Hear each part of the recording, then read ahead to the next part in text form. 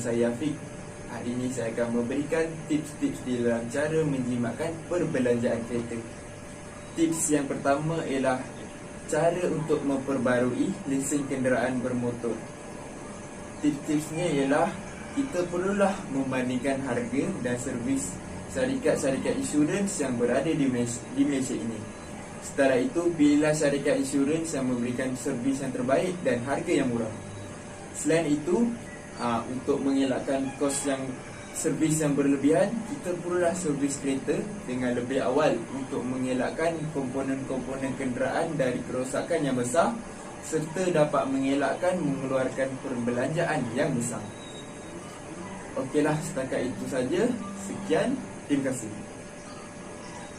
Beralih kepada cara jimat cermat yang seterusnya, iaitu cara jimat berbelanja ketika di rumah. Yang pertama, jangan buang makanan lebihan. Hal ini kerana makanan tersebut boleh disimpan dan dipanaskan semula untuk dijadikan sarapan pada esok hari. Yang kedua, jual semua barang yang tidak digunakan.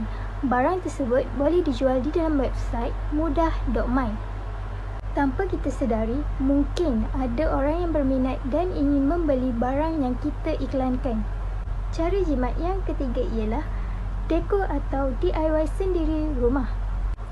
Hal ini dapat menjimatkan kos membayar upah kepada pekerja yang menghias rumah.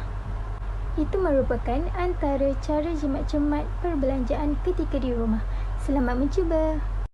Cara-cara menjimatkan air adalah dengan menutup segala paip atau shower semasa anda tengah sabun ataupun tengah gosok gigi. Selain itu, cara penjimatan air adalah dengan membaiki segala paip-paip yang terdapat kebocoran seperti air menitik-nitik, dan hal ini akan menyebabkan pembaziran air. Selamat petang dan salam sejahtera. Saya Farifana Jamin, memegang nombor kad matrik di 2020109312. Pada hari ini saya ingin mengkongsikan cara jimat penggunaan telefon bimbit. Yang pertama ialah cek balik penggunaan anda setiap bulan. Yang kedua, pastikan sentiasa guna aplikasi percuma seperti WhatsApp. Dan yang ketiga, tidak perlu nak beli phone mahal jika anda guna aplikasi sama seperti di telefon yang murah. Yang keempat, ambil unlimited data Unify. Dan yang seterusnya, elakkan call ataupun SMS kerana anda akan di-charge. Gunakanlah casing handphone bertutup penuh jika anda takut telefon anda tidak tahan lama. Dan yang terakhir, postpaid atau prepaid, pilih ikut penggunaan anda dan jangan bayar pada benda yang tidak perlu. Sekian, terima kasih. Cara jimat belanja penggunaan aircon adalah yang pertama, memilih kapasiti penyejukan yang tepat. Bagi kebanyakan bilik, penyaman udara yang berkapasiti antara 1.0 HP hingga 2.0 HP sudah mencukupi. Selain daripada saiz bilik, faktor lain yang perlu diambil kira seperti ketinggian shieling, cahaya matahari dan juga bilangan penghuni. Yang kedua pula, mengekalkan suhu yang tepat. Kajian membuktikan bahawa ia sebenarnya adalah langkah penjebatan tenaga kerana ia melambatkan pengumpulan haba di dalam rumah dan mengekalkan suhu bilik tanpa memerlukan pemampak untuk dihidupkan dan dimatikan dalam masa jangka yang panjang. Suhu ideal untuk keselesaan dan kecekapan tenaga rumah yang maksimum adalah antara 22 darjah Celsius hingga 25 darjah Celsius. Yang ketiga adalah pastikan penapis sentiasa bersih. Penapis yang kotor akan melambatkan aliran udara, menjadikan unit bekerja keras dan menggunakan lebih banyak tenaga sehingga bil elektrik akan menjadi naik. Adalah sangat penting untuk memastikan penapis sentiasa dibersihkan. Cara jimat belanja makan dan minum yang pertama adalah dengan mengawal nafsu makan.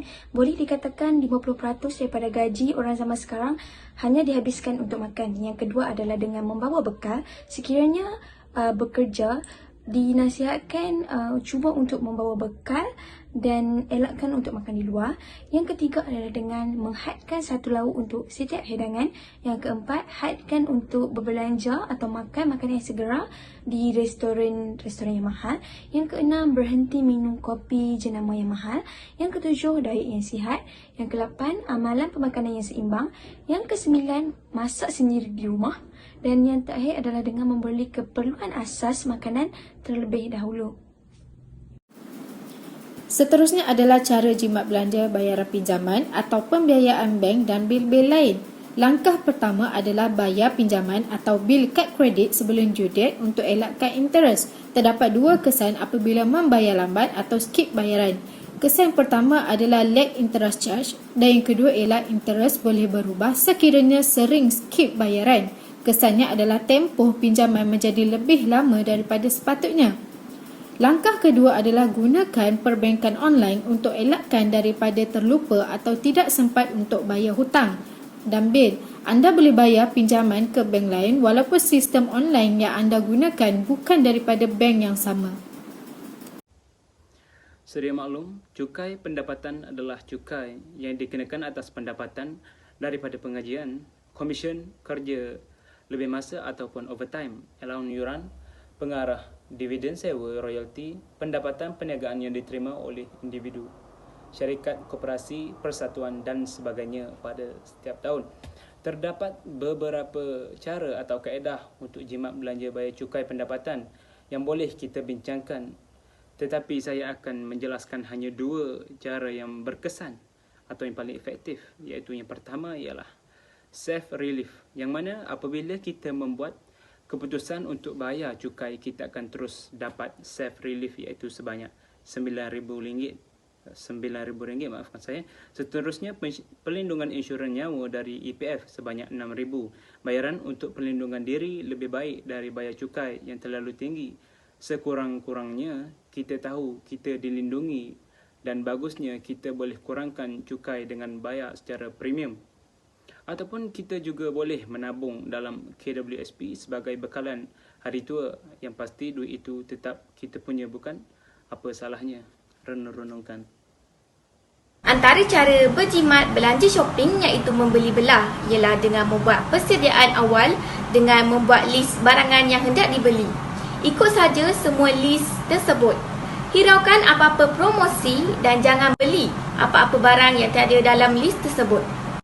Seterusnya, jika ingin membeli barangan yang agak mahal seperti televisyen, peti ais, mesin basuh dan sebagainya, tunggulah sehingga ada jualan murah ataupun promosi untuk membeli barangan tersebut. Seterusnya adalah cara jimat bil elektrik. Yang pertama, tutup dan cabut soket peralatan elektrik yang tidak digunakan seperti TV, modem internet, Streamix atau Unify, komputer dan laptop. Ia dapat menjimatkan sebanyak 10%. Dan yang kedua, tutup lampu atau kipas yang tidak digunakan atau tidak diperlukan, dapat jimat sehingga 2%. Yang ketiga, untuk peralatan yang sensitif dan mahal seperti laptop, komputer atau TV, digalakkan untuk guna surge protector. Ia dapat melindungi daripada kilat. Jadi, dapat elakkan untuk beli peralatan yang baru. Dan akhir sekali, beli peralatan elektrik yang jenis jimat tenaga. Jimat sehingga 10% dalam penggunaan bil elektrik. Sekian, terima kasih.